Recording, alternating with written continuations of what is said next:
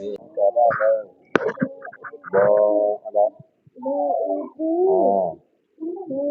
โชอาตระอาอ่านว่าตัวที่สองโรอ่านว่าดูตัวที่สามอ่านว่าตัวแรกตัวกลางขอสระอูขอ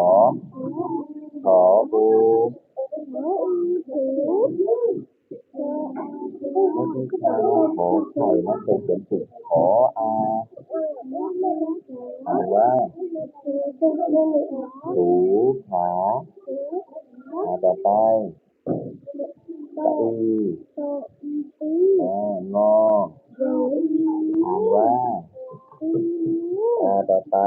ชอมออะไรครับสระอามอสระอามออ่านว่าจูต่อไปพอบทด้วยสระอูโนบทด้วยสระอาโนบทด้วยสระอาลูกโนอ่านว่าคูต่อไปมอบทด้วยสระอีมอบทด้วยสระอีหอบทด้วยสระอู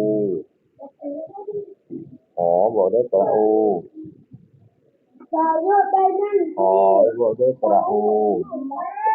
หออูหูอ่านว่า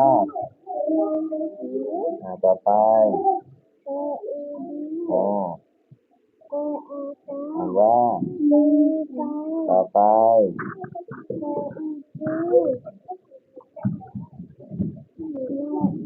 โนอาปูเราอ่านแบบนั้นสะกดสิบูชา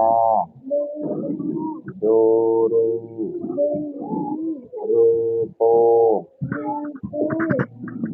หูชาเตนูโชมาโคนามีหูดูกาปูนาจะได้เขียนชื่อด้วยนะไม่เขียนชื่อแล้วก็ไปฝึกให้ได้นะครับ